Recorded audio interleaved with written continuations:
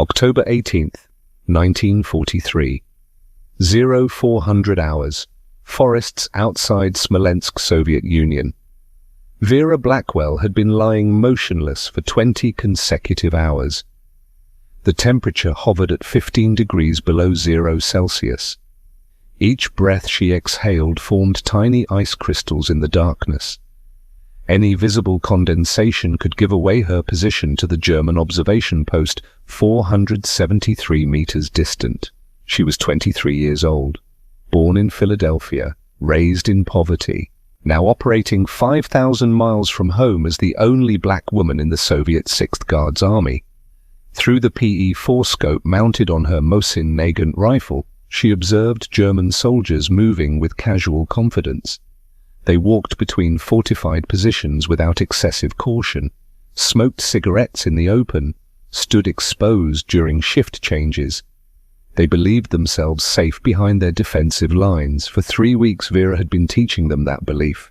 27 shots fired, 27 deliberate misses, each one carefully calculated to appear genuine but ineffective, to create the impression of an incompetent sniper.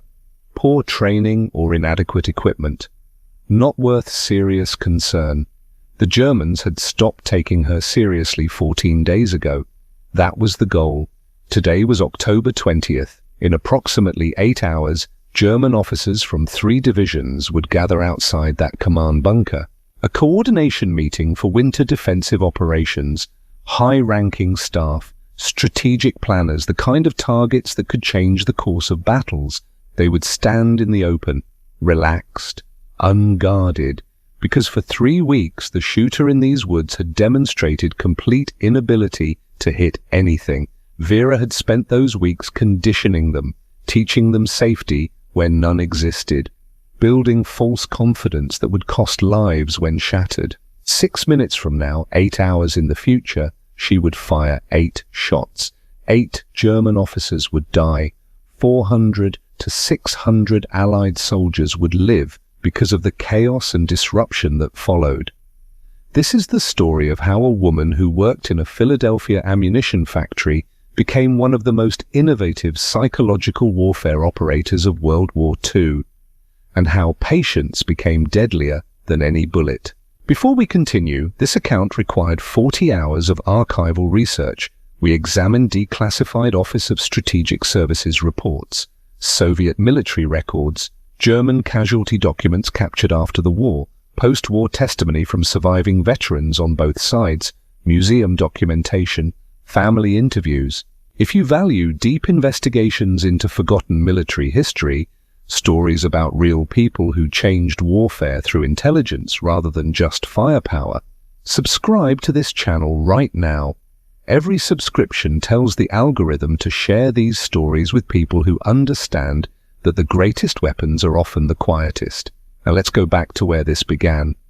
Philadelphia, Pennsylvania, 1936.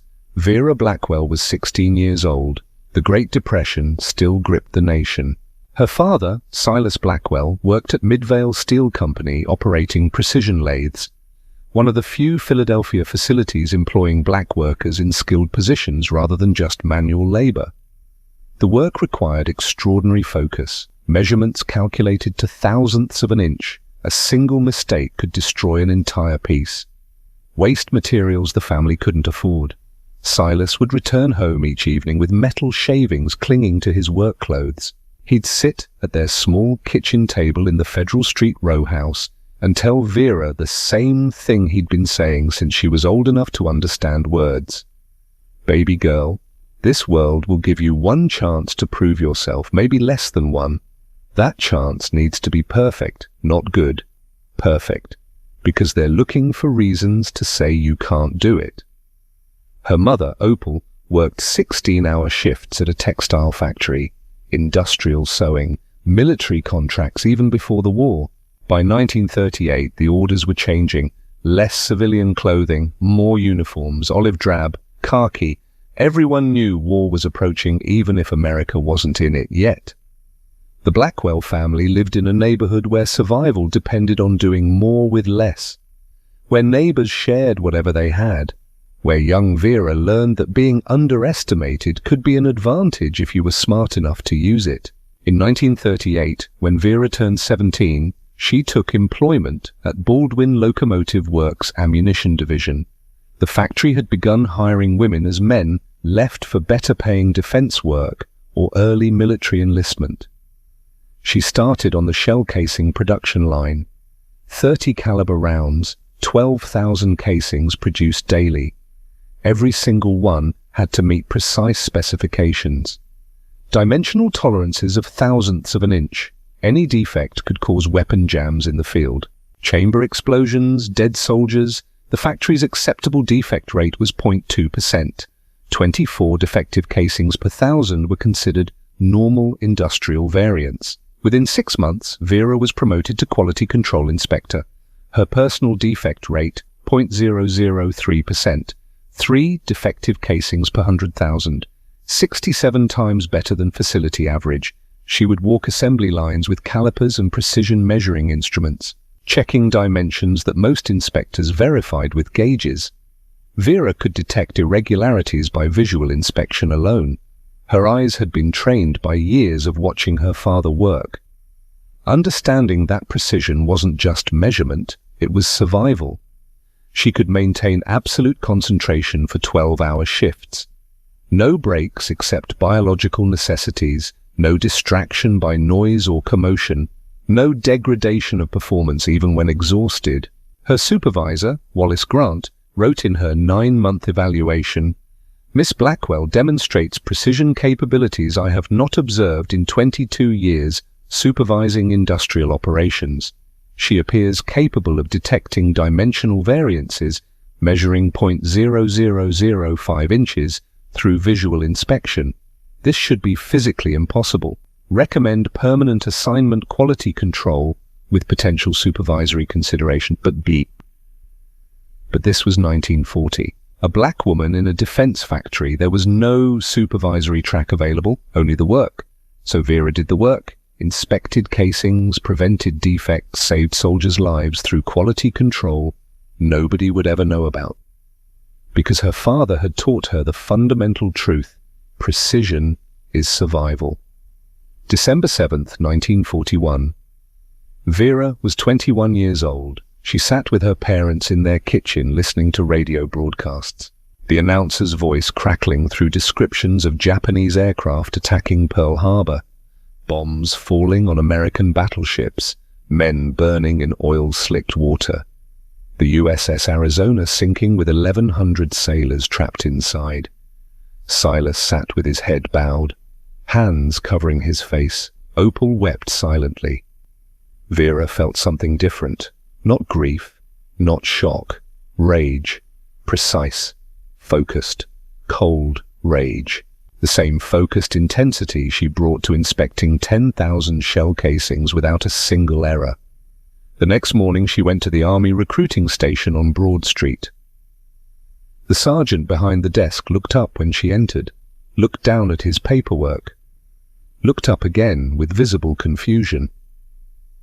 "We're not taking women, miss. If your husband or brother needs to enlist, they should come in person." "I don't have a husband. My brother is 13. I'm volunteering myself."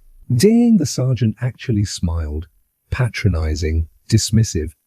"Honey, the Army doesn't need girls. We need soldiers. I work at Baldwin Locomotive, quality control. I can shoot. I can measure tolerances to 0.001 inches. I can maintain focus for 12 hours without... You can go back to your factory. That's how you serve. Make bullets for the men who'll fire them. Next." She tried again in January 1942, different recruiting station. Same response. Tried a third time in February. A different sergeant, older, less dismissive in tone but equally firm in conclusion. "Ma'am, I understand your desire to serve, truly, but United States military regulations do not permit women in combat roles. Even if they did, we maintain separate units for colored soldiers. There are no provisions for colored women in any military capacity beyond nursing or certain administrative positions. I can outshoot most men." "That may well be true, but regulations aren't my decision. They're the government's decision." Vera walked out of that third recruiting station understanding something fundamental. Her country was at war. Her country needed every capable person.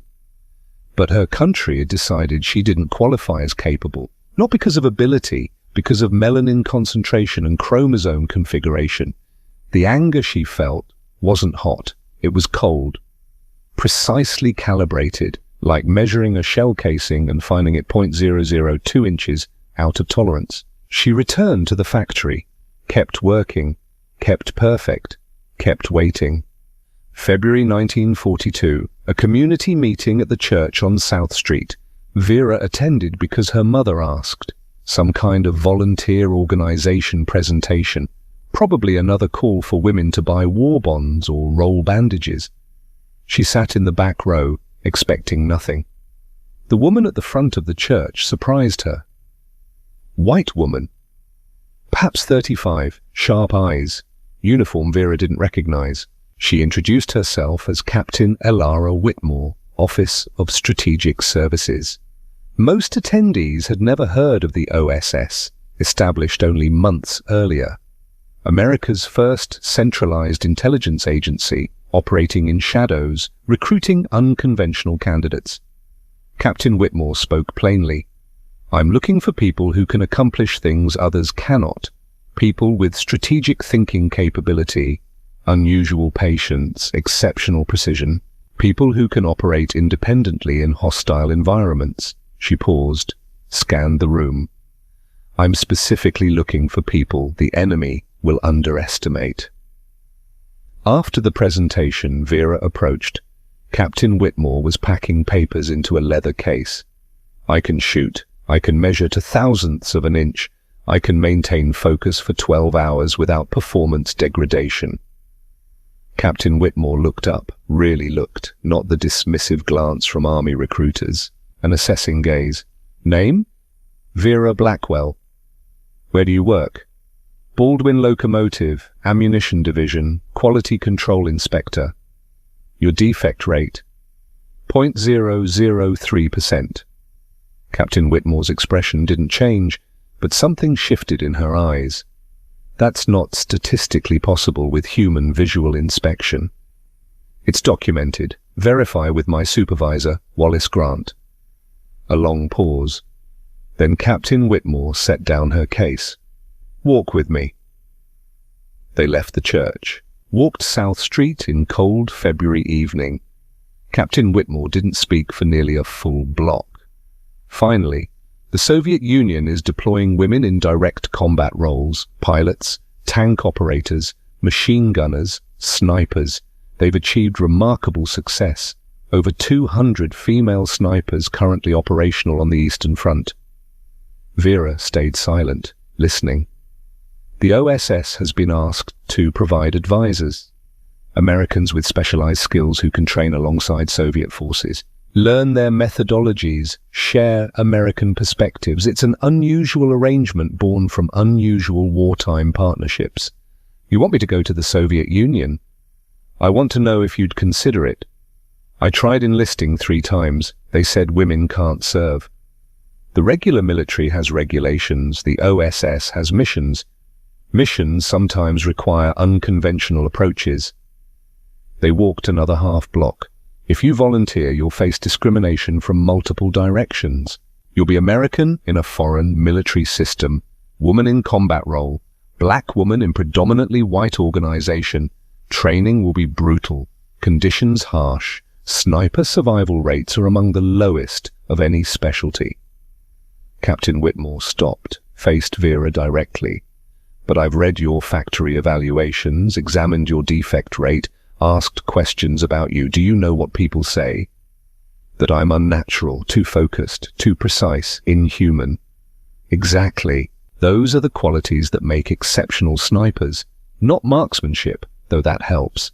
The ability to remain absolutely motionless for 12 hours while cold, hungry, terrified, and bored. To maintain perfect concentration despite every instinct screaming to move.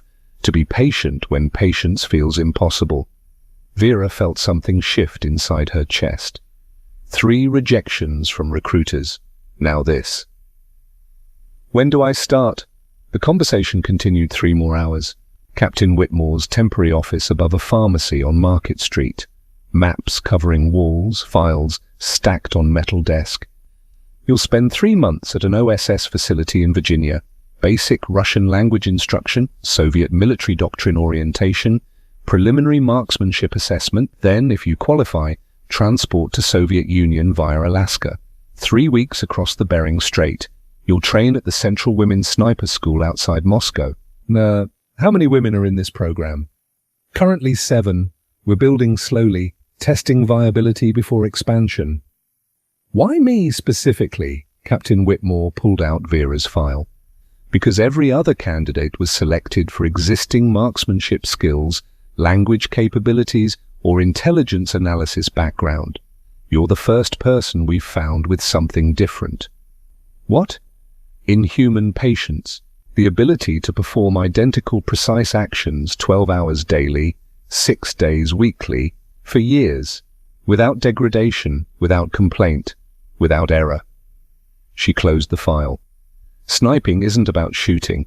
Most soldiers can learn accuracy. Sniping is about waiting, watching, remaining motionless while every muscle screams, staying focused while bored and terrified simultaneously.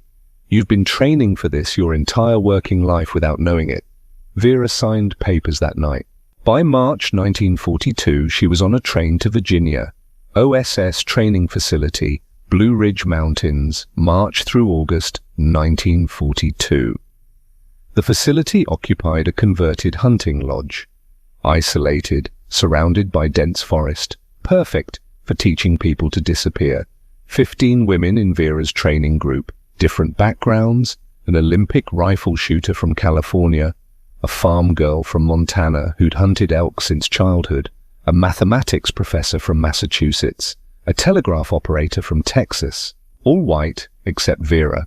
The instructors were military, Army, Marines, intelligence backgrounds. One instructor commanded immediate respect, Colonel Rebecca Stone, 62 years old, combat nurse in World War I, seen trench warfare firsthand, lost both sons in this war, one at Bataan, one in the North Atlantic when his destroyer was torpedoed. She never smiled, never offered comfort, never tolerated excuses. First day of training, she addressed the group. You are here because someone believed you might be capable of something most soldiers are not. Do not mistake that for special treatment. You will be held to higher standards than male soldiers, scrutinized more critically. Your failures will be amplified, your successes dismissed as luck. She paused, made eye contact with each woman. That is unfair, unjust, and absolutely real. Your choice is simple. Your choice. Prove them wrong through flawless performance or quit now and save everyone time. No one quit. Training was comprehensive. Russian language every morning, grammar, Cyrillic alphabet, military vocabulary. Vera struggled with languages. Her mind worked in measurements, not sounds. But she worked, studied, practiced. Afternoons were marksmanship, basic rifle handling, safety protocols, sight alignment, trigger control, progressive distance engagement, 100 yards, 200, 300. By May, they were hitting targets at 500 yards. Vera discovered unexpected aptitude, the same ability to detect thousandth-inch variations in shell casings translated to reading minute changes in sight picture, wind indicators, range estimation. Her breathing control was exceptional. Years standing at inspection stations had taught her to regulate breath, heartbeat, muscle tension. She could time shots between heartbeats, maintain absolute stillness for hours, calculate windage, elevation, and lead with remarkable speed. Instructor evaluation, May the 15th, 1942. Private Blackwell demonstrates natural sniper aptitude exceeding all current trainees. Ability to combine physical stillness with mental alertness is extraordinary. Patience exceeds soldiers with decade of experience. Recommend immediate advancement to complex scenario training. But it was the May exercise that changed everything. The exercise simulated combat, 6 targets in fortified position, defended by instructors playing enemy roles, 50 acres of forest. Mission: eliminate all 6 targets within 72 hours. Most trainees attacked immediately. Speed and aggression. 4 women completed the mission in 18 to 36 hours, all successful, using conventional tactics. Vera took different approach. Day 1. Didn't fire a single shot, observed, catalogued patterns, noted when defenders changed positions, relaxed, became predictable. Day 2. Fired twice. Both deliberate misses. Close enough to be believable, far enough to clearly fail. The defending instructors noted the shots, increased alertness for approximately 1 hour, then relaxed. Dismissed her as incompetent or poorly equipped. Day 3. Fired 4 more times in morning, all misses. By afternoon, defenders had stopped reacting seriously. One instructor was actually napping during his shift. At 1500 hours, Vera fired 6 shots, 90 seconds. All 6 targets eliminated. Exercise evaluators were stunned. Colonel Stone called her to command post. Explain your methodology, Private. Vera stood at attention. Mission parameters specified successful elimination, not time limit. I assessed that direct aggression would succeed, but would teach defenders to maintain constant vigilance. I chose to create false impression of incompetence. This led defenders to develop careless patterns. Once patterns were established, exploitation became simple. Long silence. Colonel Stone smiled. First time Vera had seen it. That is the most sophisticated tactical analysis I've encountered from any trainee in my career. You didn't just complete the mission, you weaponized enemy psychology. To the other evaluators, this methodology needs documentation. This is innovation. To Vera, you've invented a new approach to sniper warfare. Question is whether it works against real enemies who won't respawn for next exercise. Permission to speak, Colonel? Granted. Real enemies are more predictable than training instructors. Training instructors know it's exercise. Real enemies think they're safe. That makes them easier to deceive. Colonel Stone studied her for a long moment. You're either brilliant or dangerously overconfident. We'll find out which. August 1942. Vera graduated top of class. Final evaluation. Private Vera Blackwell recommended for immediate deployment Soviet sniper training program. Demonstrates exceptional marksmanship, superior tactical analysis, psychological warfare capabilities beyond normal trainee expectations. Of particular note, development of deliberate miss strategy represents potentially significant innovation in sniper doctrine. Recommend field testing under combat conditions. September 1942. Vera boarded military transport. Virginia to Alaska. Crossed Bering Strait on supply ship. 3 weeks of travel. Brutal conditions. Freezing temperatures. Constant darkness sailing north. Finally, Soviet Union. The Central Women's Sniper School occupied converted monastery outside Moscow. Approximately 200 women training at any time. The commandant was legendary. Ludmila Pavlichenko. 309 confirmed kills, most successful female sniper in history, 30 years old, hard, scarred, aged beyond years by what she'd seen. When Vera arrived, Pavlichenko looked at her exactly 5 seconds, then spoke in heavily accented English. You are American, you are black, you are woman. 3 reasons enemy will underestimate you. This is advantage. Do not waste advantage. Training began immediately. Soviet approach differed from American methods. More emphasis on fieldcraft, camouflage, concealment, operating alone or in 2-person teams deep behind enemy lines, less emphasis on pure marksmanship. Soviets assumed sniper school students could already shoot. Pavlichenko's philosophy was simple. Shooting is easy, surviving is hard. Vera trained with Soviet women from across the Union. Farm girls from Ukraine, factory workers from Leningrad, teachers from Moscow, all driven by the same thing. Germans had invaded their homeland, killed their families, destroyed their cities. This wasn't abstract patriotism, this was survival. Vengeance. Vera was paired with spotter named Katya Volkov. 43 years old, 20 years older than Vera. She'd been schoolteacher in Leningrad before the war, lost husband first month of fighting, lost both sons during Leningrad siege. She spoke very little, moved with quiet efficiency of someone with nothing left to lose.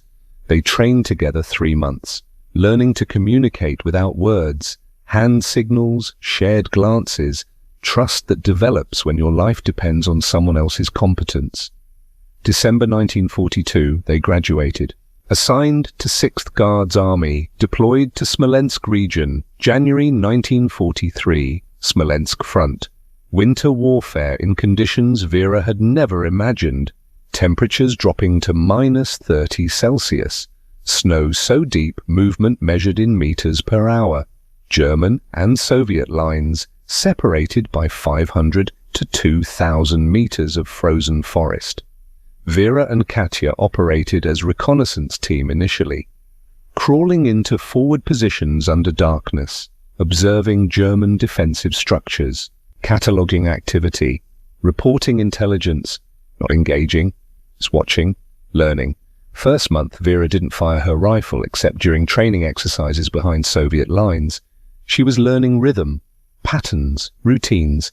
By March 1943, she'd made 4 confirmed kills, careful shots, high-value targets, officers, specialists, each requiring days of observation and planning. But 4 kills in 3 months was low performance. Soviet snipers averaged 1 to 2 kills weekly.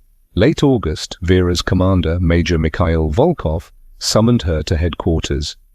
Comrade Blackwell, 8 months deployed, 4 confirmed victories, unacceptable performance. I am studying enemy patterns, Comrade Major. For 8 months? Yes, Comrade Major. What have you learned in 8 months that required more than 8 days?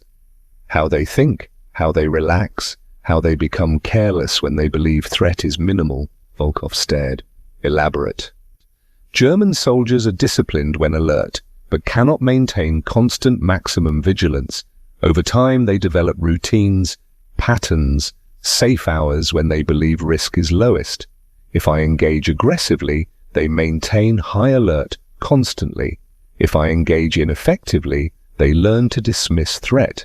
Carelessness creates vulnerability. Long pause. You are saying you have been deliberately ineffective. I am saying I have been patient.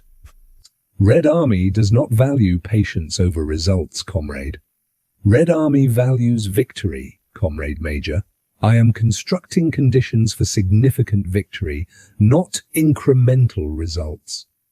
Volkov studied her.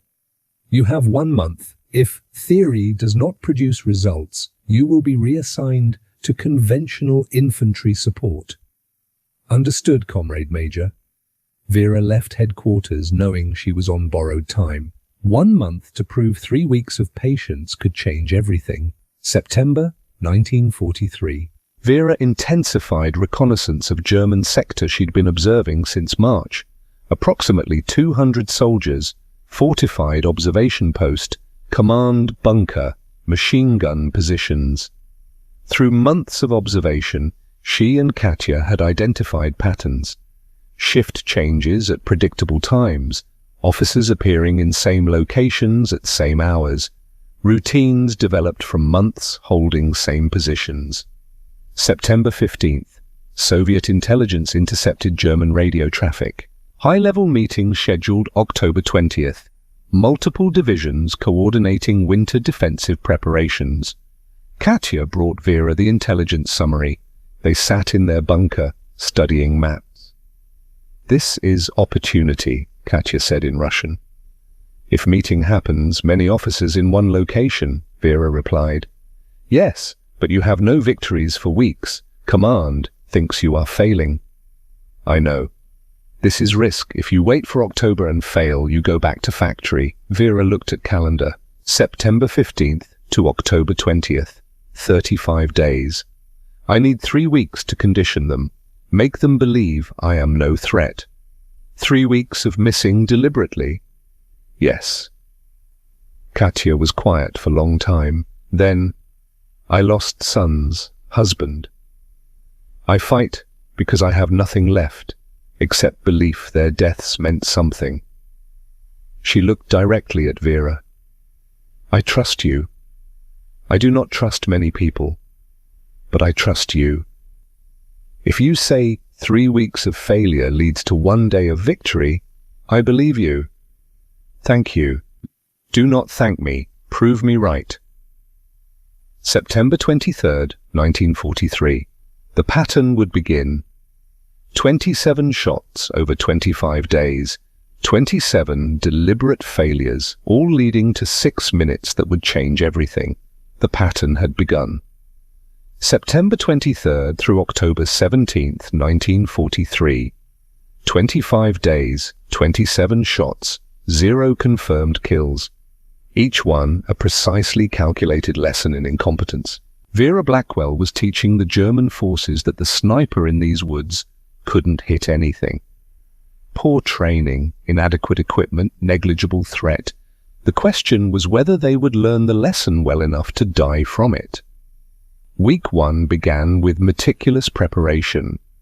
Vera and Katya established 3 primary observation positions around the German sector.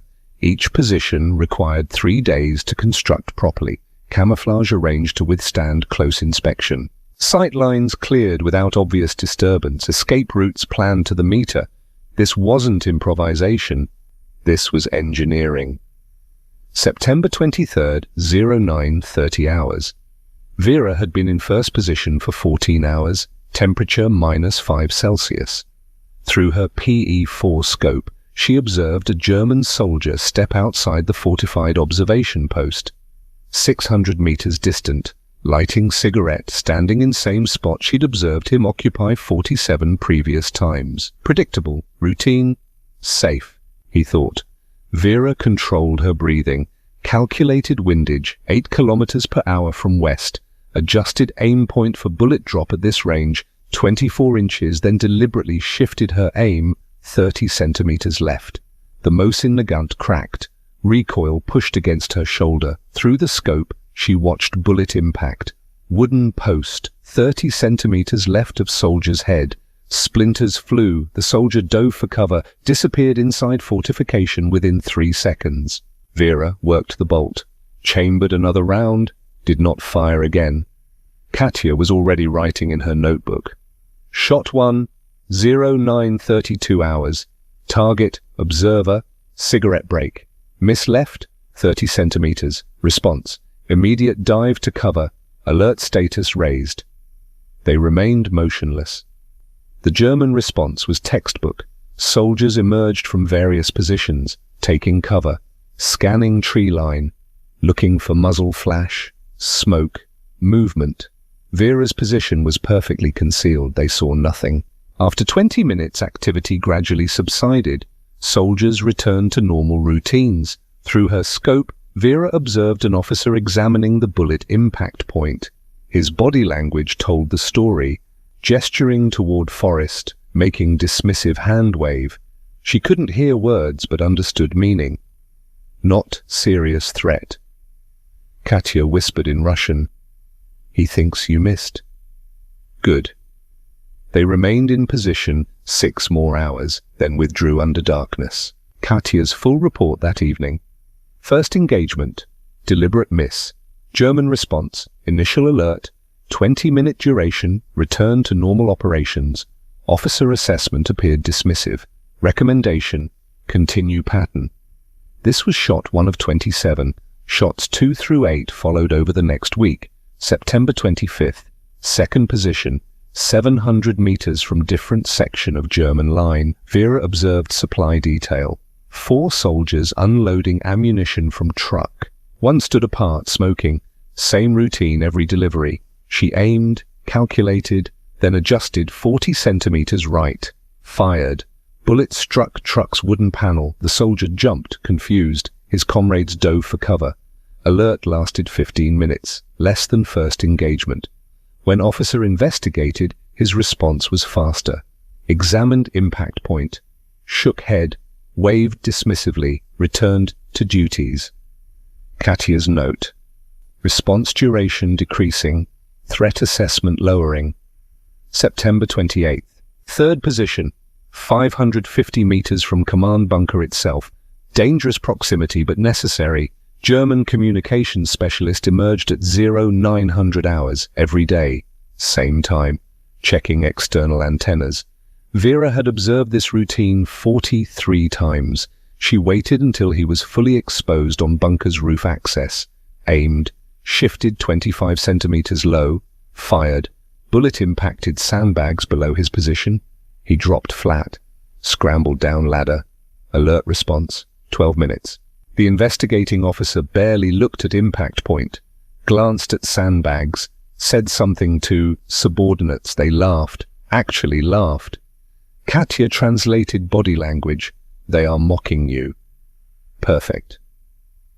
By September 30th, shot 9, the pattern was established. German response times had decreased from 20 minutes to under 10. Officers spent less time investigating. More importantly, soldiers were beginning to move with less caution during hours when Vera typically engaged. They were learning to feel safe, learning that the shooter in these woods was incompetent, exactly as planned. Week 2 brought visible erosion of German discipline. October 1st. Vera observed what she'd been waiting to see. A German soldier walked between positions at 1100 hours, area that 3 weeks ago would have been crossed at sprint using available cover. Now, casual walk, no concealment attempt. Through scope, she could see him talking to another soldier. Relaxed, unafraid, she fired. Deliberate miss 30 centimeters ahead of his path. The soldier stopped, looked annoyed, not terrified, walked faster, but didn't run. Alert response. 8 minutes. When officer investigated, he didn't even examine impact point closely, just waved dismissively and walked away. Message clear. This shooter is not worth serious concern. Over the next week, Vera identified 3 primary targets through detailed observation. She and Katya gave them names based on behavior patterns. The careful one, Major Ernst Weber. Distinctive bearing, always moved deliberately, always used cover effectively. Professional soldier, Eastern Front veteran. He'd survived years of combat by never being careless. But even he was beginning to relax.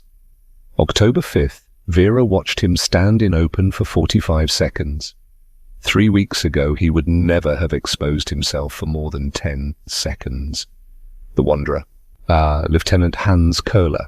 Young, maybe 24, developed habit of walking perimeter at irregular intervals, sometimes used cover, sometimes walked openly. October 6th, he walked entire northern perimeter without once using available concealment. Vera could have taken the shot 20 times, didn't. The Smoker. Captain Friedrich Ott.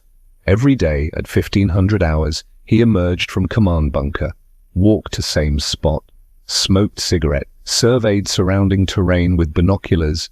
Military routine. Predictable. Vulnerable. He would be one of the first targets when the moment came. By mid-October, Katya's documentation had become extensive. Hand-drawn maps showing every position, timing charts for shift changes, identification sketches of 23 different officers and specialists, vulnerability windows calculated to the minute. She showed Vera the analysis. 3 weeks of watching, we know more about their routines than they know themselves. How many high-value targets identified? 23 officers, 15 specialists, communications, artillery observers, machine gun commanders. When meeting happens, how many will attend? Katya consulted intercepted intelligence. Radio traffic suggests 3 divisions coordinating, minimum 30 officers, possibly 40. Vera studied maps. Where will they gather? Outside command bunker, meeting inside, but they will emerge for breaks. German officers smoke heavily. They will want fresh air. How long will meetings last? Previous reports suggest 3 to 4 hours, breaks every 60 to 90 minutes. Vera calculated multiple breaks, 30 to 40 officers, all gathering in same location, all conditioned through 3 weeks of fake misses to believe she was incompetent. This will work. October 9th brought new intelligence that raised stakes considerably.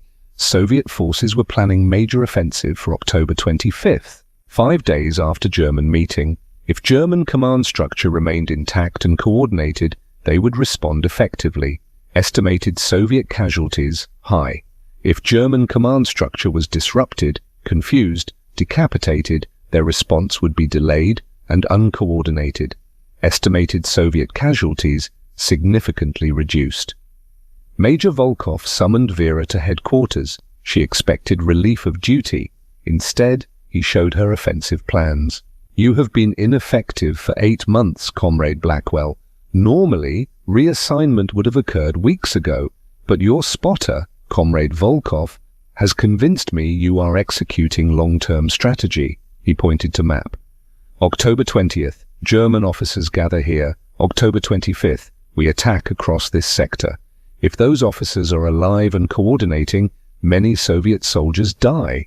If those officers are dead, fewer Soviet soldiers die. He looked at Vera directly. "I am giving you until October 20th to prove strategy works. If you succeed, you will have contributed significantly to saving Soviet lives. If you fail, you will be reassigned and your approach documented as failed experiment." "Understood, Comrade Major. I am told you have been firing at Germans for 3 weeks without achieving results." "That is correct, Comrade Major." "Explain why I should believe this is strategy rather than incompetence." Vera chose words carefully. "Because competence, Comrade Major, is not always measured by immediate results. Sometimes competence is measured by whether final result justifies intermediate costs." Volkov studied her. "You speak like philosopher. I need soldiers." "I am soldier who understands that mind is more powerful weapon than rifle." "Prove it." October 10th brought unexpected validation. Soviet military intelligence intercepted German counterintelligence report. The document had been filed 3 days earlier by German battalion intelligence officer. Subject: ineffective enemy sniper operations, Sector 12. The report read, in translation, "Enemy sniper activity has been observed over past 14 days, 17 shots fired, 0 casualties inflicted. Assessment: inadequate training or inferior equipment. Threat level: negligible. Recommendation: no dedicated counter-sniper resources necessary. Standard security protocols sufficient." When Major Volkov showed Vera the intercepted document, she allowed herself a small smile. "They think I'm incompetent, Comrade Major." "They have documented it officially." "Good. That means when I demonstrate competence, they won't believe it until too late." This was the twist Vera had been constructing. The enemy hadn't just dismissed her as incompetent, they'd officially documented her as negligible threat. Filed paperwork, made institutional assessment, which meant when she wasn't incompetent anymore, their entire defensive posture would be based on false intelligence. She'd succeeded in becoming invisible through apparent failure. Week 3 brought final preparations. October 12th. German radio intercept confirmed final details. Meeting scheduled 1000 hours, October 20th. Expected duration 3 to 4 hours. Approximately 40 officers from 3 divisions. Vera and Katya began establishing 3 final positions. Primary, 473 meters from command bunker. Optimal sightlines, excellent cover and concealment. Viable escape route.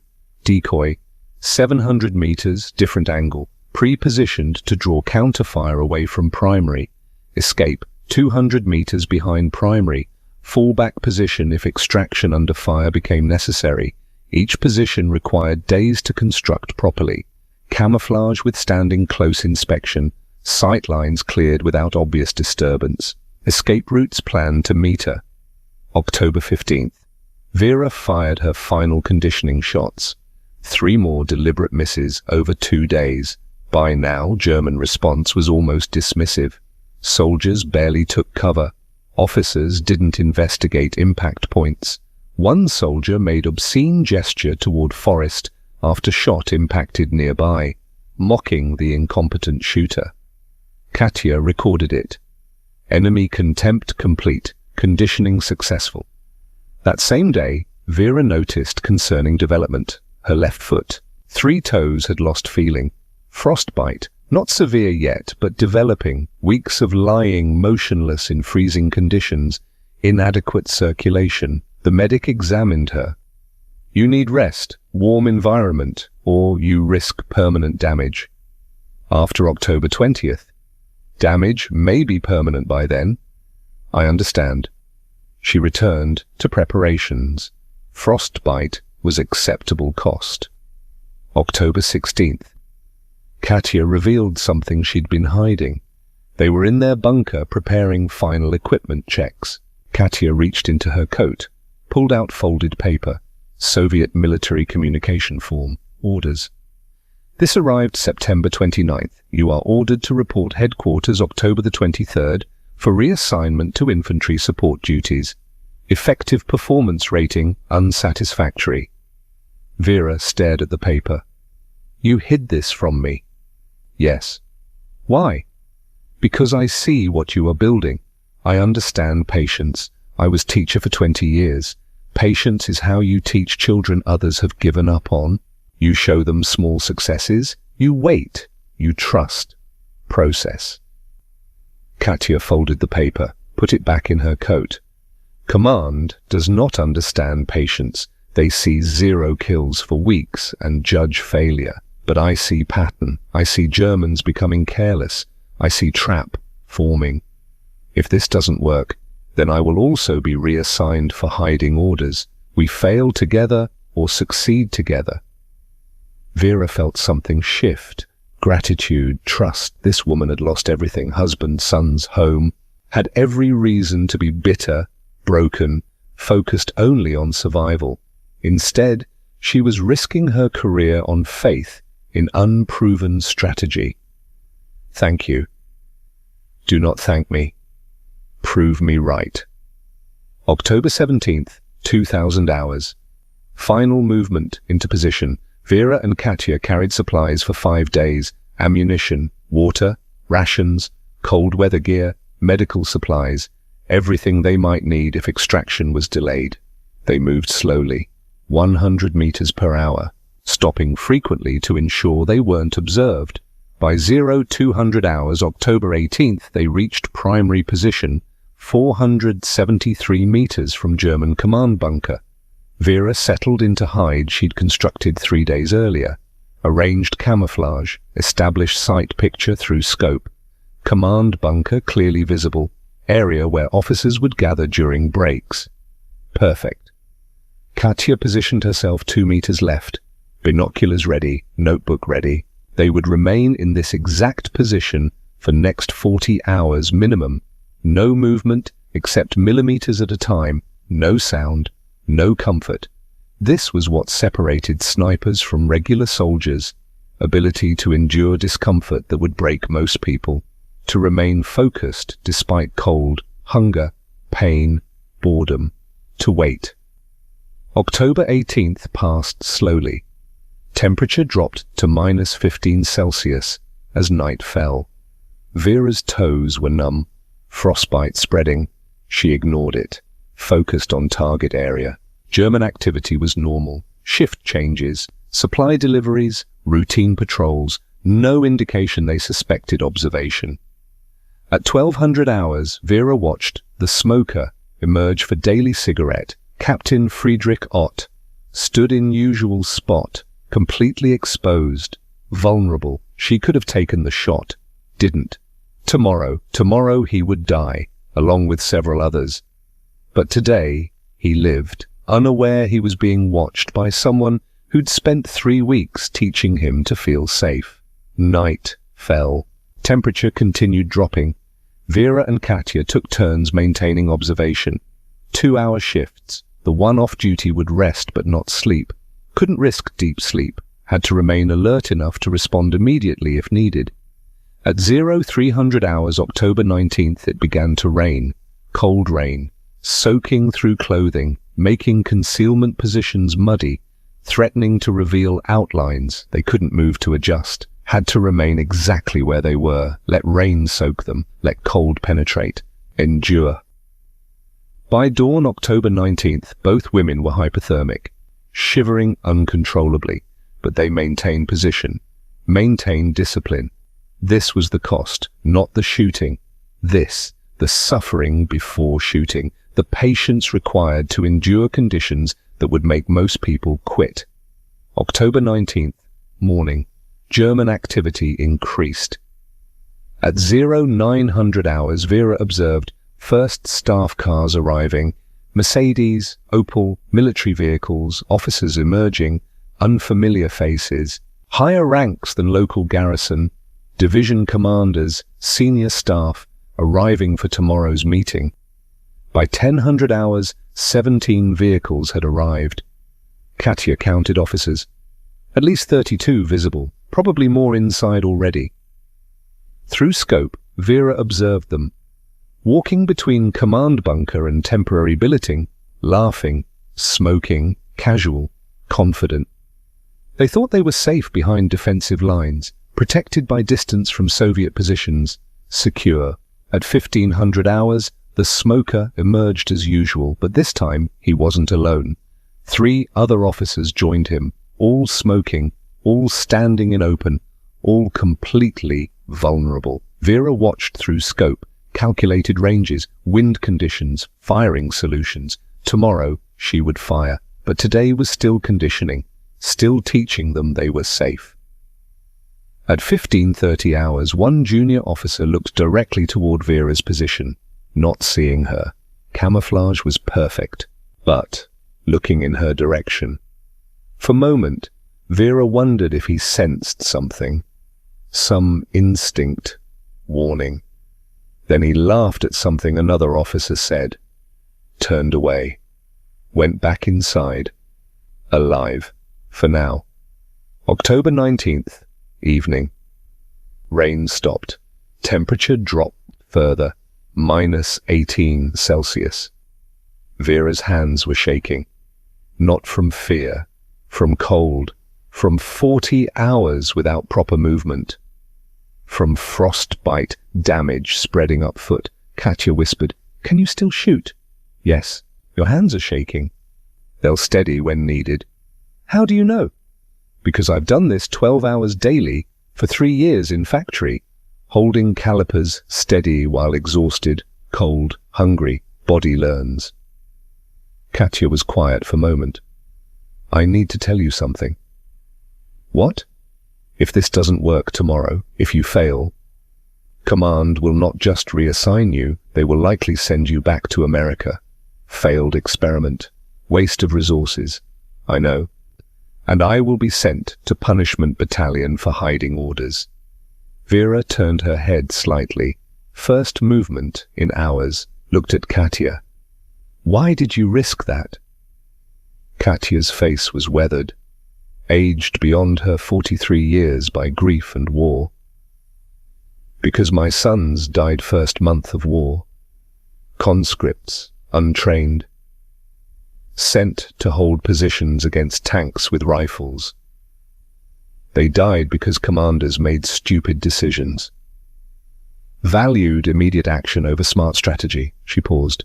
"You are first person I have seen who understands that patience is strategy, that waiting is not cowardice, that sometimes smart decision is to do nothing until moment when doing something matters most. What if I'm wrong? Then we fail. But at least we fail attempting something intelligent, better than succeeding at something stupid." They settled back into observation. Night fell. October 20th was 6 hours away. At 0400 hours October 20th, Vera had been in position 54 hours total. No sleep, only brief periods of reduced alertness. Body was shutting down from cold and exhaustion. But mind remained focused. This was the day. Everything came down to next 12 hours. At 600 hours, dawn broke, grey light filtering through clouds, temperature still -15. At 900 hours, more staff cars arrived, 12 additional vehicles, officers emerging, gathering outside command bunker, smoking, talking, confident, casual. At 0930 hours, senior officer emerged that Vera hadn't seen before, Oberst rank insignia, colonel. He walked directly to Major Weber, the careful one. They spoke briefly. Weber nodded, gestured toward bunker entrance. At 1000 hours exactly, officers began filing inside. Meeting was beginning. Vera knew from intercepted intelligence these meetings typically lasted 3 to 4 hours, with breaks. Germans were meticulous about scheduling breaks. First break, typically 1,200 hours. Second break, 1,400 hours. She would wait. Everything depended on waiting. At 10:47 hours, Katya nudged gently, pointed. Officers emerging, not scheduled break. Too early, perhaps bathroom break, or urgent message. 3 officers, standing outside bunker entrance, one lit cigarette. Vera's scope was already trained on area. She'd been maintaining sight picture for hours. Range, 473 meters. Wind, 8 kilometers per hour from northwest. Slight downward angle. She calculated firing solution automatically. Years of practice. Held aim on smoking officer. Then deliberately shifted 1 meter right. Final conditioning shot, teaching them one last time she couldn't hit them. She fired. Mohsin Nagant cracked. Bullet struck wooden bunker frame exactly 1 meter from officers. Splinters flew. All 3 officers dove inside. Alert response began. Soldiers emerged from positions. Scanning. Looking for shooter who'd been ineffective 3 weeks. Not seriously concerned, just following procedure. Vera watched through scope. After 5 minutes, she saw Major Weber emerge briefly. He looked toward impact point, made dismissive gesture, said something to subordinates. They visibly relaxed. Weber went back inside, message clear. Same incompetent shooter, not serious threat. Perfect. At 1200 hours, first scheduled break occurred. 7 officers emerged, stretching, smoking, talking. Vera tracked them through scope. Not yet, not enough targets. She needed maximum concentration. At 12:45 hours, bunker door opened wide. Officers began emerging in groups. 5, then 7 more, then another 6. 23 officers total outside. Largest gathering she'd observed in 6 months of reconnaissance. They stood in open, no defensive posture, some smoking, some consulting papers, some just enjoying fresh air after hours in cramped bunker, all vulnerable, all conditioned through 3 weeks of fake misses to believe sniper in these woods was no threat. Vera's breathing slowed, hands stopped shaking, cold, faded from awareness. Everything narrowed to sight picture, wind calculation, range estimation, target selection, 3 weeks of patience, 27 deliberate failures, 54 hours in this exact position, all leading to this moment. She selected first target, Major Ernst Weber, the careful one. Professional who should have known better, who'd survived years of Eastern Front combat, who'd finally, after 3 weeks of conditioning, allowed himself to relax. Crosshairs settled on his chest. Center mass. No more deliberate misses. No more teaching. Only execution. She exhaled slowly. Let breath settle. In natural pause between heartbeats, she pressed the trigger. October 20th, 1943. 12:45 hours and 12 seconds. The bullet left Vera Blackwell's rifle at 828 meters per second, traveling through air at -15 Celsius, density altered by cold, trajectory affected by northwest wind at 8 kilometers per hour, 473 meters of flight, time 0.57 seconds. In that fraction of a second, the world continued as normal. Major Ernst Weber stood outside the German command bunker, cigarette between his fingers, discussing supply routes with Captain Friedrich Ott and a junior lieutenant whose name Vera didn't know. 20 other officers milled about nearby, stretching after 2 hours in a cramped meeting room, smoking, laughing at something someone had said, comfortable, safe, protected by weeks of learning that the shooter in these woods was harmless. The bullet entered Weber's chest 3 centimeters left of sternum, penetrating the thoracic cavity, severing the aortic arch. Death was instantaneous. His brain didn't process what had happened. One moment, standing, speaking, alive. Next moment, nervous system shut down. Collapse. He hit the frozen ground before the sound of the shot reached the other officers. For exactly 2.3 seconds, no one moved. The human brain requires time to process unexpected trauma. Weber had been speaking. Now he was on the ground. Blood spreading across snow. The officer's mind struggled to connect cause and effect. Then someone screamed, "Präzisionsschütze!" Precision shooter, not sniper. The word choice mattered, because in that scream, that officer had just realized something terrifying. The incompetent shooter who'd missed for 3 weeks hadn't been incompetent at all. Every miss had been deliberate, every shot placed exactly where intended, teaching them to dismiss the threat. And now, chaos erupted. 22 officers running in every direction, diving for cover, scrambling toward doorways, panic, pure, undiluted panic, because the rules had just changed. The safe zone was no longer safe. The shooter they'd learned to ignore was now the most dangerous thing in their world. Through her scope, Vera watched the scatter pattern, tracked movement, selected targets with clinical precision. Katya beside her whispered in Russian. Communications, running left, blue-collar tabs. Vera shifted aim, found him, 28 years old maybe, sprinting hard for the bunker entrance, 20 meters from safety. She calculated his speed, 4.2 meters per second. Panicked run, inefficient, arms pumping too high, where he would be in 0.6 seconds. She led the target, aimed at empty air 3 meters ahead of him. Exhaled, pressed trigger. 12:45 hours and 23 seconds. The communications officer's legs went out from under him mid-stride. Momentum carried him forward. He slid 5 meters across frozen ground, stopped. Didn't move again. Vera worked the bolt. Smooth, mechanical. The motion she'd practiced 10,000 times. Muscle memory so ingrained she didn't think about it. Just executed. German soldiers were returning fire now. Random shots into the forest. Muzzle flashes visible even in daylight. Desperation shooting. None of it close to Vera's actual position. They were firing at the decoy position 700 meters northwest. The position she'd made slightly obvious, knowing stressed soldiers shoot at the first plausible target, not the actual threat. Katya.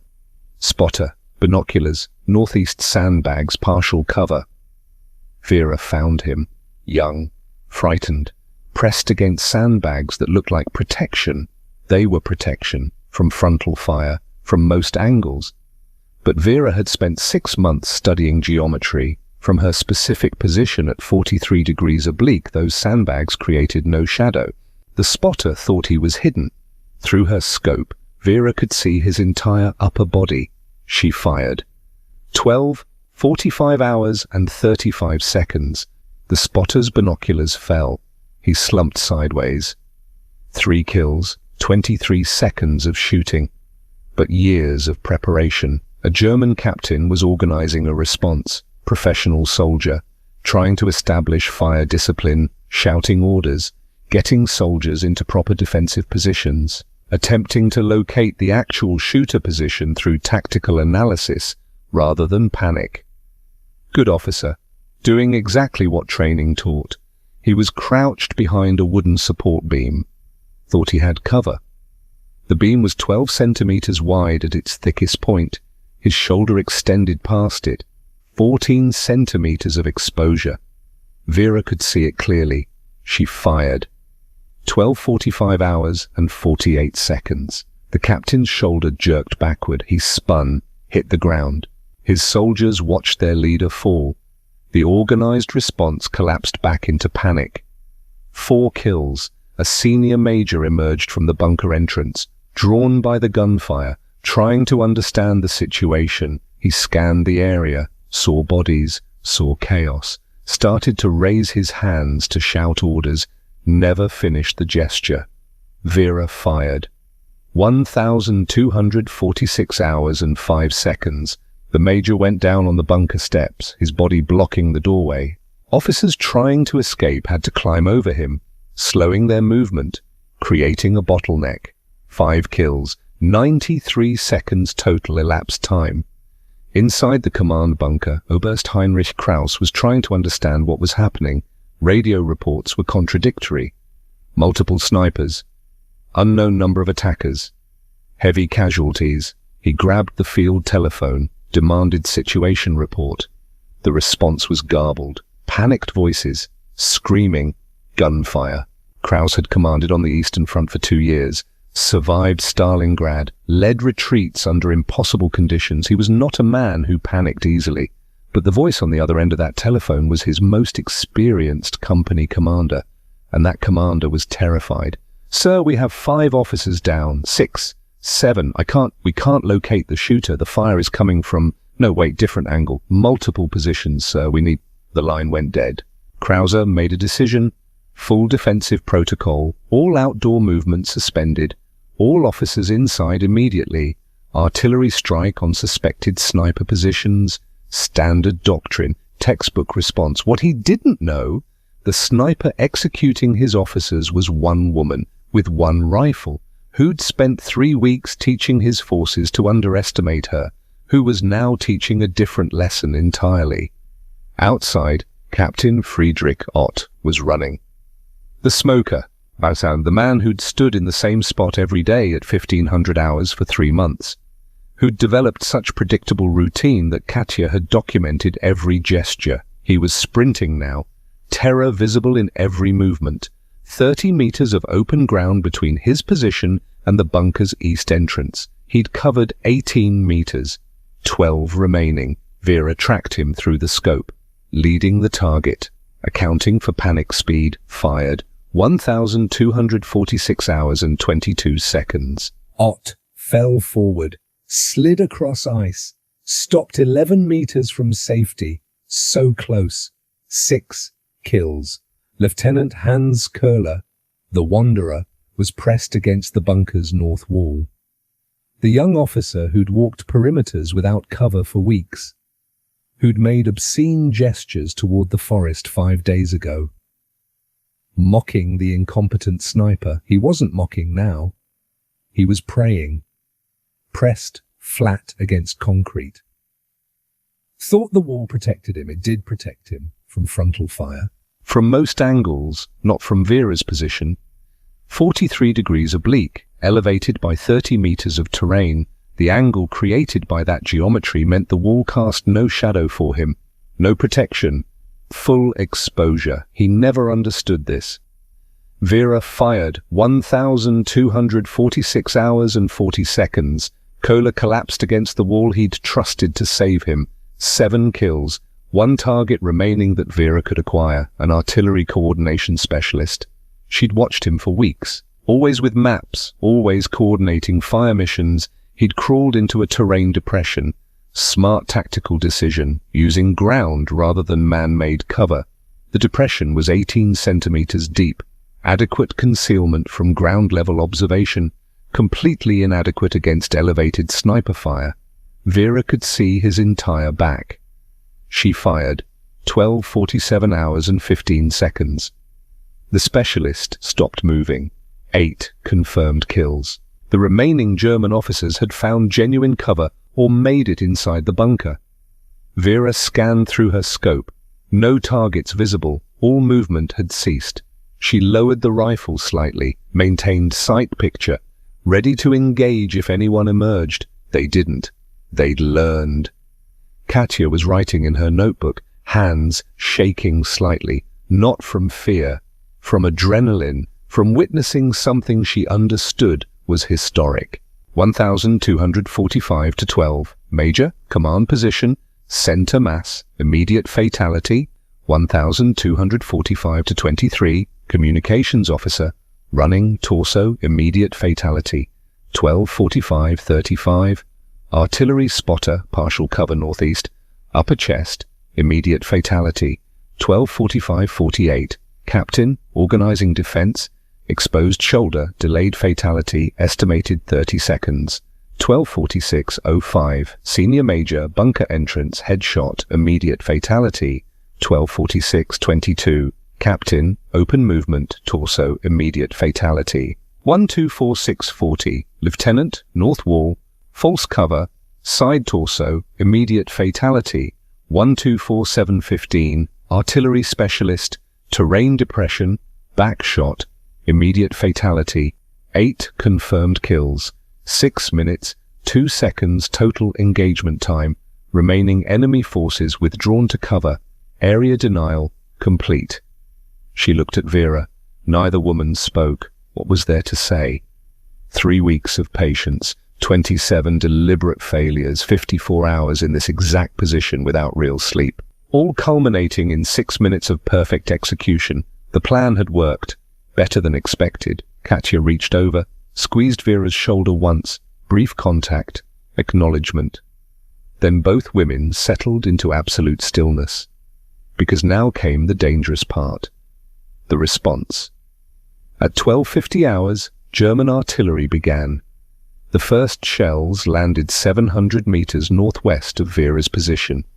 Exactly where the decoy position was located. Exactly where Vera had expected them to concentrate fire. The barrage was massive, 155mm shells. Impact explosions visible even at this distance. Trees disintegrating, earth fountaining upward, shrapnel spreading in lethal radius. If Vera had been there, she would have been vaporized, but she wasn't there. She was 473 meters southeast, lying motionless, listening to artillery destroy empty forest. Katya counted impacts, whispered numbers in Russian. 50, 75, 100. The barrage continued for 1 hour and 47 minutes. Over 800 shells. Vera calculated the resource expenditure. Ammunition that could have been used against Soviet armor, against infantry positions, against actual targets. Instead, obliterating nothing, shooting at a ghost. When the artillery finally stopped, silence fell. Unnatural silence. The forest that had stood for centuries was now splintered wreckage, smoking craters, chemical smell of explosives heavy in the cold air. At 15:30 hours, German infantry began sweeps. Vera could hear them. Systematic movement through the destroyed sector, clearing the area where they believed the sniper had been. They found nothing, because nothing was there. By 1700 hours, they expanded the search pattern, moved outward from the destroyed zone, covered ground in overlapping sectors. Professional search, well executed. They passed within 28 meters of Vera's actual position. Twice. Walked right past. Her camouflage was perfect. Branches arranged to blend with natural growth. Position selected to break up human outline. 0 unnatural patterns. 0 indication anyone had ever been there. The Germans saw forest, not the 2 women who'd been lying there for 56 hours. At 18:30 hours, darkness began falling. The search teams withdrew. German doctrine didn't permit night operations in forest without illumination support. Too dangerous. Too easy for Soviet forces to ambush searchers. By 2000 hours, the German lines had settled into defensive posture. Maximum alert. Everyone inside hardened positions. No movement. No exposure.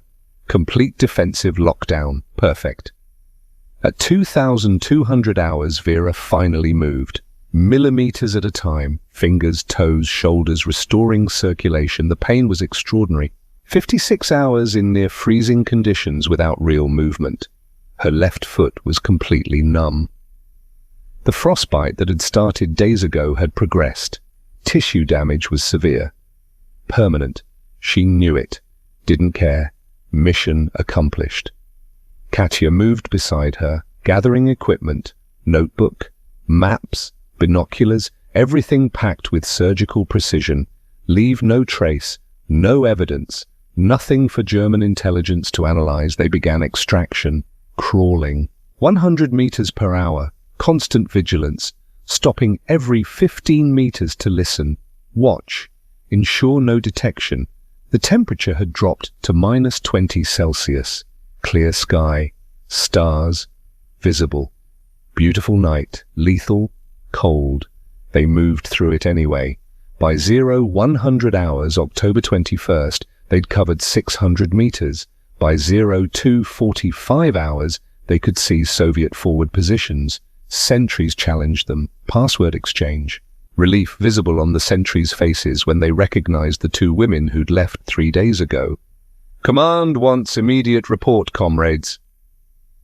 At 0315 hours, Vera and Katya stood before Major Mikhail Volkov. Battalion intelligence officer present, recording equipment running. Katya presented her notebook. Volkov read in silence. 2 minutes. 3. Finally looked up. You achieved 8 high-value eliminations in 6 minutes. Yes, Comrade Major. After deliberately missing for 3 weeks. Yes, Comrade Major. Explain your methodology. Vera spoke for 20 minutes. Psychological conditioning, creating false impressions through consistent behavior, exploiting enemy doctrine that assumed snipers sought immediate results, teaching targets to feel safe through apparent incompetence, then exploiting that safety at maximum tactical advantage. Volkov listened without interruption. When Vera finished, "This is the most sophisticated sniper operation documented in this war, possibly in any war." He closed the notebook. "You will prepare complete tactical analysis, every detail. This methodology will be incorporated into training doctrine immediately." "Yes, Comrade Major. But first, medical evaluation. Your foot is damaged. You are no use to the Red Army if frostbite costs you mobility." The medical officer's assessment confirmed what Vera already knew. 3 toes on her left foot, severe frostbite. Tissue necrosis advanced. Circulation compromised. Permanent damage. She would walk with pain for the rest of her life. Limited mobility. Chronic arthritis likely. The cost of 56 hours lying motionless at -15 Celsius. Vera accepted the diagnosis without complaint. "Can I continue field operations?" "For how long?" "As long as necessary." "The damage will worsen with continued cold exposure." "I understand. Can I continue?" The doctor looked at her, saw something in her eyes that made him answer honestly. "Yes, until you physically cannot, which will be soon." "Then I continue." The intelligence impact became clear within 48 hours. German radio intercepts showed immediate changes. Defensive protocols updated across entire Army Group Center. All outdoor officer gatherings prohibited. Movement restricted to night hours or heavy weather only. Meetings relocated to underground bunkers exclusively. Counter-sniper teams deployed to every sector.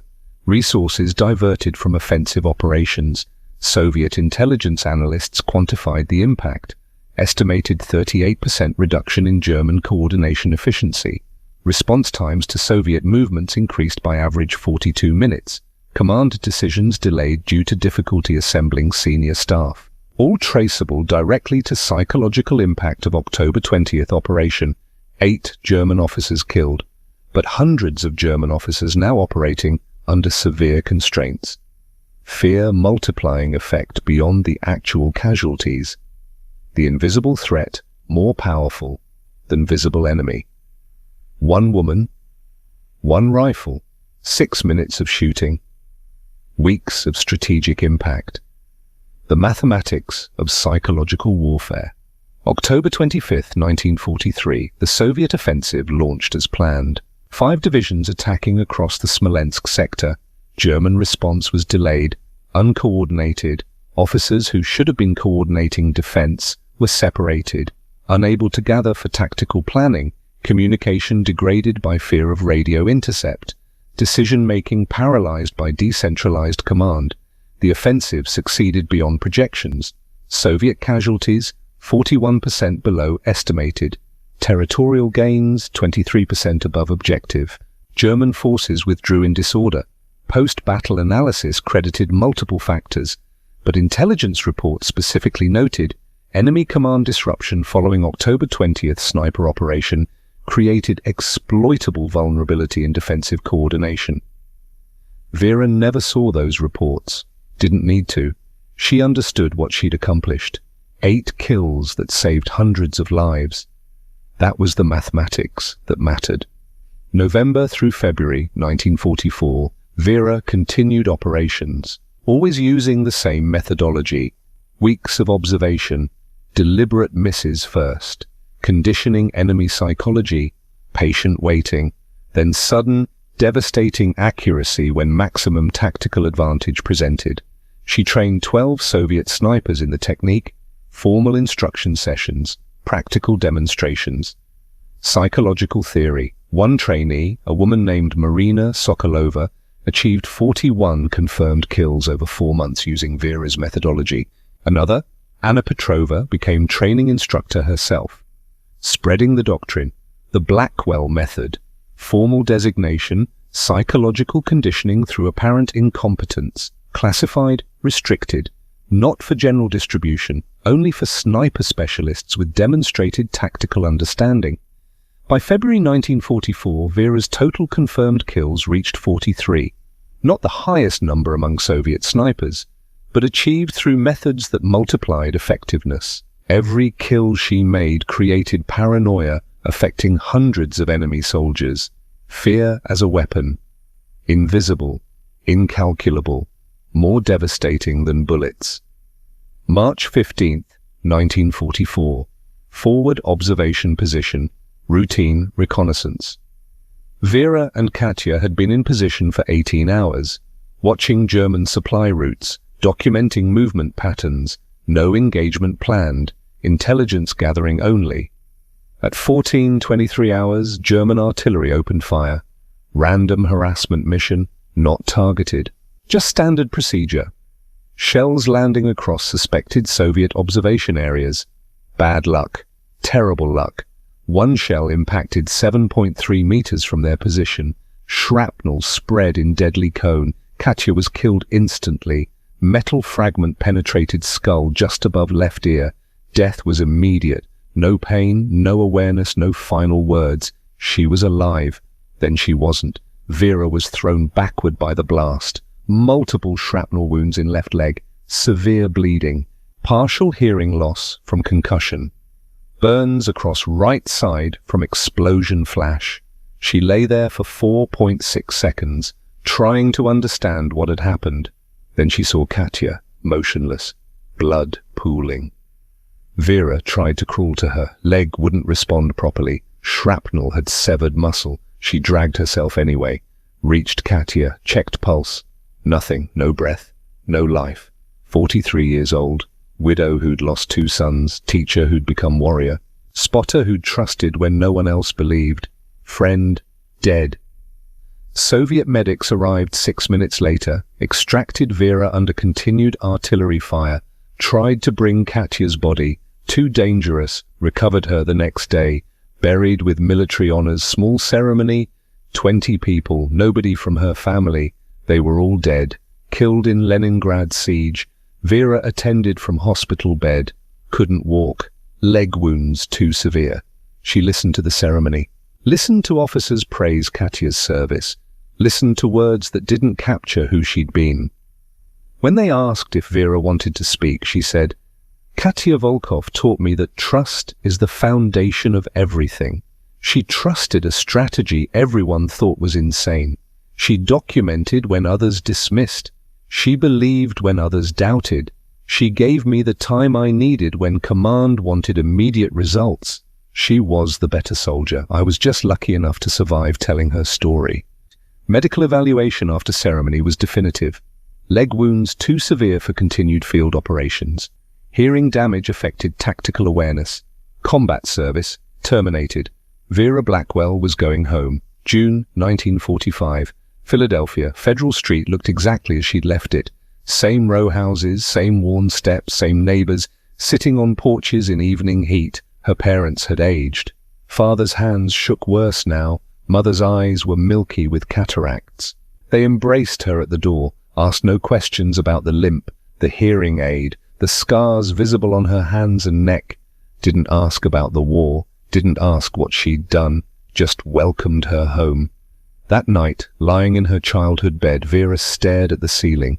Same ceiling, same cracks in plaster she'd memorized as a child. Everything familiar, everything alien. She'd killed 43 people, saved 400, changed warfare doctrine, and now she was back in a 10 by 12 room in Philadelphia, listening to her father snore through thin walls. The disconnect was total. The OSS had been dissolved in October 1945, replaced by nothing immediately, eventually became CIA. But in 1946, bureaucratic chaos, records scattered, personnel discharged without proper documentation. Vera's service was classified, deep classified. Soviet partnership was politically problematic. Female combat role didn't fit acceptable narratives. Her file was sealed. No public recognition, no veterans' benefits initially. Technical oversight, she'd served with foreign military. Didn't qualify for GBY bill under existing regulations. She appealed twice, denied both times. Insufficient documentation of eligible service.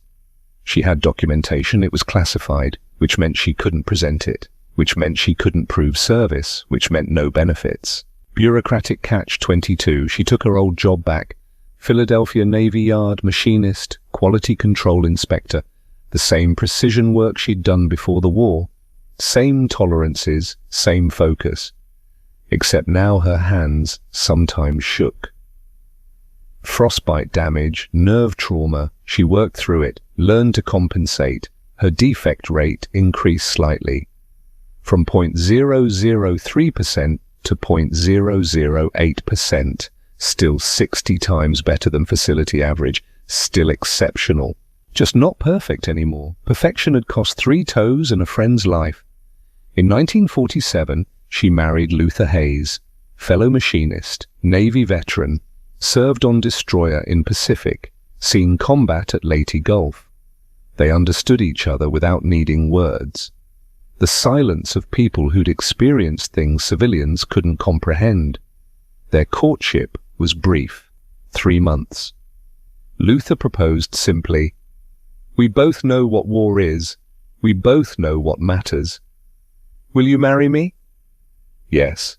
They married at City Hall. Small ceremony, her parents, his mother, 2 co-workers as witnesses, no reception, just dinner at small restaurant on Market Street. They bought a house in Fishtown, modest, affordable on 2 machinist salaries, had 2 children, daughter Michelle, born 1949, son Thomas, born 1951. Vera was a mother now, not a sniper, not a warrior. A mother who worked full-time, who came home tired, who helped with homework, who attended parent-teacher conferences, who never discussed what she'd done between 1942 and 1944. When Michelle asked at age 8 why Mommy limped, Vera said, "Factory accident," not frostbite from lying in frozen mud for 56 hours while killing 8 German officers. When Thomas asked about the photo of a woman in Vera's drawer, the only photo Vera had of Katya, she said, "Friend from the war, not the woman who believed in me when everyone else thought I'd failed, who documented my kills, who died from artillery shrapnel while I survived, who I think about every single day." Simpler to lie, easier than watching them not understand. 34 years of silence, 1945 to 1979, Vera worked, raised children, became grandmother. Luther retired in 1975. They had 3 years together, traveling modestly, visiting grandchildren, peaceful years. Then 1978, heart attack. Luther died at 63, hospital room, Vera holding his hand. His last words, "You were the best thing that happened to me." Then, gone. Vera was 56, widow now, like Katya had been. The parallel wasn't lost on her. She continued working part-time, lived alone in the Fishtown house, saw children and grandchildren regularly, normal life, invisible veteran. Then, 1979, CIA began systematic declassification of OSS files. 34 years after war's end, historian named Robert Matthews was researching unconventional warfare, found reference to Operation Phantom Sniper, found Vera's name, tracked her to Philadelphia, contacted her by letter, asked for interview. Vera didn't respond for 3 weeks. Then finally, "You can come. Saturday afternoon. Bring your questions. Don't expect comfort." The interview took place in Vera's living room. Matthews brought recording equipment, notebook, prepared questions. Vera sat in her chair, the one Luther used to sit in, spoke for 6 hours, told the complete story. Factory work, OSS recruitment, Soviet training, fake miss strategy, October 20th, 1943, 6 minutes and 8 kills. Katya's death, the 43 total, the cost. Matthews listened without interruption, recorder running. When Vera finished, he sat quiet for a long time. Finally, "This is one of the most remarkable military operations I've encountered in 20 years of research. Why has no one heard this story?" Vera's answer was direct. "Because I'm a black woman who served with Soviets during a war America wants to remember as simple good versus evil. My story complicates that, so it gets filed away. It shouldn't be. Maybe. But I didn't serve for recognition. I served because it needed doing. Recognition now doesn't change what mattered then. What mattered then? Saving lives. 400 Soviet and American soldiers who lived because 8 Germans died. That mathematics, that's what I carry." Matthews published his research in 1982. Military History Quarterly. Academic Journal. Circulation 4,000. Most people never saw it.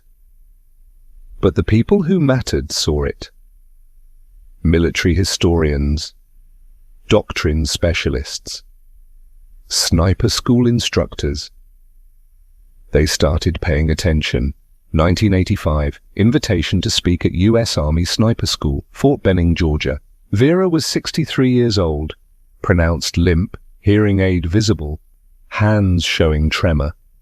The instructors were skeptical. This elderly woman was supposed to teach them. She didn't give traditional lecture. Told story instead, not about kills, about patience, about understanding that competence sometimes requires appearing incompetent, about the difference between achieving results and achieving the right results at the right time. She ended with, "You're learning from me because I survived. That makes me lucky, not heroic." The hero was Katya Volkov. She believed when belief required faith. She documented when others dismissed. She died doing her job.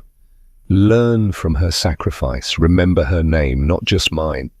Because sniping isn't about the shooter. It's about the team. And she was the better half of our team. One instructor, Captain James Rodriguez, asked, "Mom, when you fired that first real shot on October 20th, what were you thinking?"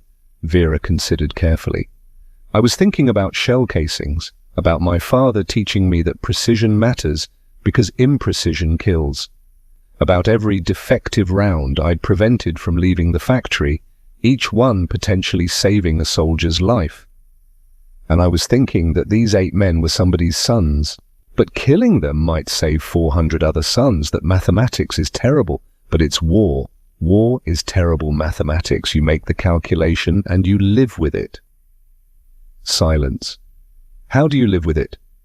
Poorly, but you live because not living dishonors the ones who didn't get to make that choice. Katya didn't get to come home, so I come home, and I carry it for both of us. The Army incorporated Blackwell methodology into sniper doctrine that year. Formal designation, psychological conditioning, tactics for sniper operations, still taught today, usually without Vera's name attached. Just advanced psychological approach utilizing apparent incompetence to create target complacency. But the concept came from a woman in frozen mud. Understanding humans better than strategists understood war. 1990s brought more attention, documentaries, interviews, academic conferences. Vera accepted some invitations, declined most. Health declining, arthritis severe, walking painful, but mind remained sharp. 2000 traveled to Moscow, first time since 1944. Memorial dedication, Soviet women snipers, 2,000 names, 800 survived the war. Katya Volkov's name was there. Third panel, 17th name from top. Vera stood before it, touched the engraved letters. 56 years since Katya died. Since they'd lain together in frozen positions. Since Katya had trusted a plan everyone else thought was insane. Russian official asked Vera to speak. She said, Katya Volkov was 43 when she died. She'd lost everything that makes life worth living. Husband, sons, home. She had every reason to stop caring. Instead, she cared more. She gave me the time I needed when everyone wanted immediate results. She believed when belief was hardest. She was the better soldier. I was just the one who survived to remember. So I'm here to say her name, Katya Volkov. Say it with me. 200 people repeated. Katya Volkov. Vera nodded. Good. Now she's remembered. That's all that matters. 2005. Stroke. Severe. 83 years old. Left side paralysis. Speech affected. Vera spent her remaining years in assisted living facility. Fishtown Rehabilitation Center. Small room. Window overlooking street. Daughter Michelle visited daily. Brought grandchildren, 5 total now. They knew grandmother had been in the war. Didn't understand details. How do you explain to a 10-year-old that grandmother killed 43 people? That she invented psychological warfare tactics still used today? You don't.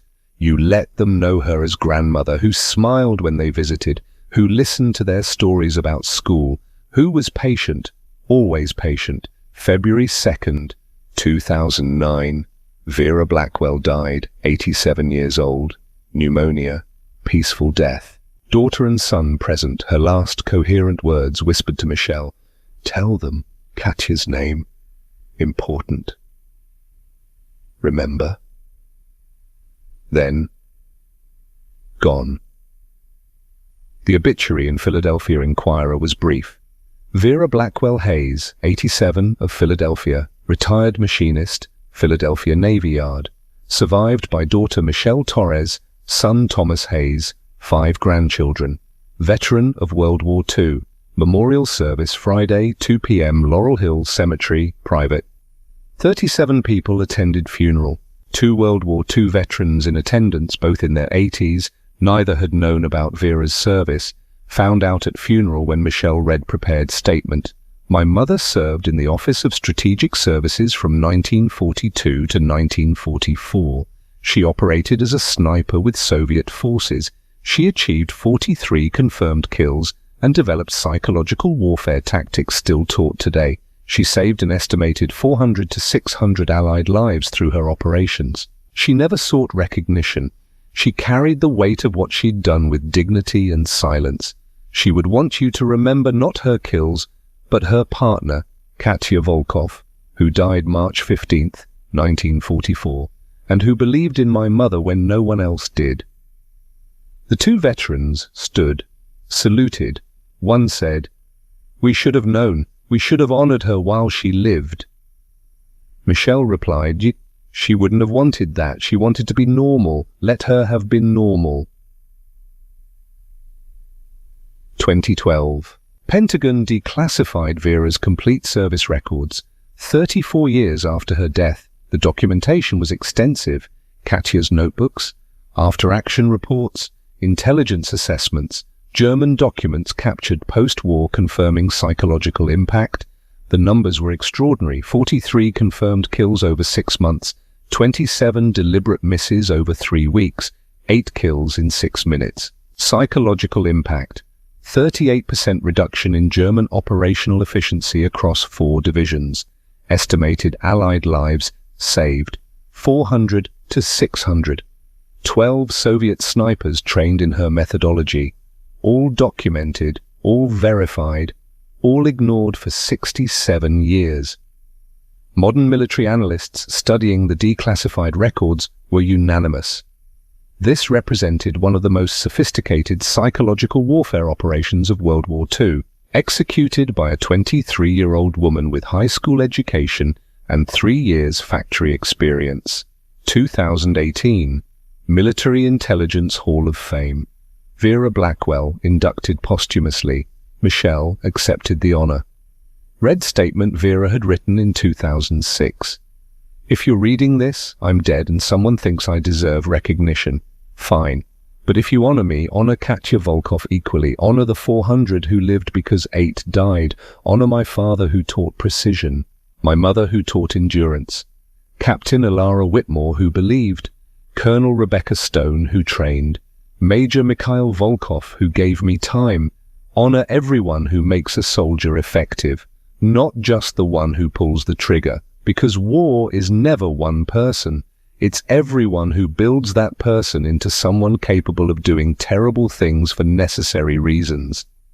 The ceremony was attended by 300 people, active duty military, veterans, historians, family. General Marcus Webb, Army Chief of Staff, gave closing remarks. Vera Blackwell proved that the most powerful weapon in warfare is not technology. It is understanding psychology, understanding patience, understanding that sometimes the most effective path to victory requires accepting the appearance of failure. Her methodology is still taught, still used, still saving lives, because the principles she discovered are timeless. The mind matters more than the equipment. Patience matters more than aggression. Strategy matters more than tactics. These truths transcend technology. They are human truths, and Vera Blackwell understood them better than most generals. Today, Vera's Mosin Nagant rifle is displayed at U.S. Army Ordnance Museum, Aberdeen, Maryland. Display case 47, climate-controlled, properly preserved. The placard reads, Mosin Nagant Model 1891/30, PE4 scope, used by Vera Blackwell, Office of Strategic Services Operative, Soviet 6th Guards Army, 1943 to 1944, 43 confirmed kills, pioneer of psychological conditioning tactics in sniper warfare, demonstrated that patience and understanding of human psychology can multiply combat effectiveness beyond raw firepower, saved an estimated 400 to 600 Allied lives through psychological warfare impact of her operations. Next to the rifle, Katya Volkov's notebook, open to October 20th, 1943. Her handwriting, precise, detailed, 8 kills documented with timestamps and descriptions, the last complete entry she made before her death 5 months later. Visitors can read it, see the precise documentation, understand that behind every military operation are people who document, people who trust, people who die, not just people who shoot. 2024, Marine Corps deployment, classified location, Staff Sergeant Sarah Martinez, Scout Sniper, 8 years service. 41 confirmed kills. She's in position, watching enemy compound. Could take shot now, doesn't. Waits. Her spotter, Corporal James Kim, whispers, "You have the shot." I know. Why wait? Blackwell methodology. Let them get comfortable first. Show them I'm not a threat. Then, when it matters most, prove them wrong. That could take days. So we wait days. Kim settles in. They wait. Because Martinez learned at Quantico that patience is a weapon, that the best shot isn't always the first shot, that Vera Blackwell proved something fundamental. Humans can be conditioned, enemies can be taught, and the most dangerous opponent is the one you've learned to ignore. 3 days later, Martinez achieves mission objective: 0 friendly casualties, maximum psychological impact on enemy forces. After-action report cites successful application of psychological conditioning tactics per Blackwell methodology. Martinez never met Vera Blackwell. Vera died when Martinez was 6 years old. But Martinez carries Vera's lessons, uses Vera's tactics, saves lives using Vera's understanding. That's legacy, not monuments, not medals. Living application of lessons learned in frozen Russian mud in 1943, passed from woman to woman, generation to generation, still working, still relevant, still saving lives. What do we learn from Vera Blackwell? Not that killing is glorious. Vera never thought that. Not that war is noble. Vera knew better. We learn that the most powerful weapons are often invisible. Patience, understanding, willingness to endure short-term costs for long-term victory. We learn that competence sometimes requires appearing incompetent, that immediate results matter less than final outcomes, that the mind is more powerful than the rifle. Vera Blackwell didn't have the best equipment, didn't have institutional support, Didn't have recognition during her lifetime. What she had, mind trained by years of precision work, patience developed through tedious factory labor, understanding that perfection requires waiting for exactly the right moment, and courage to execute a strategy everyone thought was insane. 27 failures before 8 successes, 3 weeks of humiliation before 6 minutes of vindication. That's not just military history, that's human history. Everyone who's been underestimated, everyone who's trusted a vision others couldn't see, everyone who's endured short-term costs for long-term victory. Vera Blackwell, 1922 to 2009, 87 years, 43 confirmed kills, 400 to 600 lives saved, 64 years carrying the weight of both numbers. She once said to Robert Matthews in that 1979 interview, "People ask if I'm proud. I'm not proud. I'm not ashamed. I did what was necessary. Killed when killing saved more than it cost. That's not heroism. That's mathematics. Terrible mathematics. But someone has to do the calculation. Someone has to carry the weight. I was trained for precision. So I made precise calculations, and I've spent 64 years living with the results. Some nights I sleep fine. Some nights I see 43 faces. Both are true. Both are part of carrying what war requires." That's a veteran, not someone who celebrates violence. Someone who understands its terrible necessity, who carries its cost with dignity, who honors those who didn't survive by living deliberately, by refusing to waste the survival they were denied. To Vera Blackwell, to Katya Volkov, to every soldier who proved that intelligence matters more than equipment, that patience defeats aggression, that understanding humans is the ultimate weapon. We remember, we honor, we learn, and we pass those lessons to the next generation. Because some truths transcend time, some tactics work in any era, some humans understand warfare better than their contemporaries understand them. Vera Blackwell was one of those humans. Her story deserves to be told. Not because it's comfortable, because it's true. And truth, like patience, is a weapon. One that never becomes obsolete.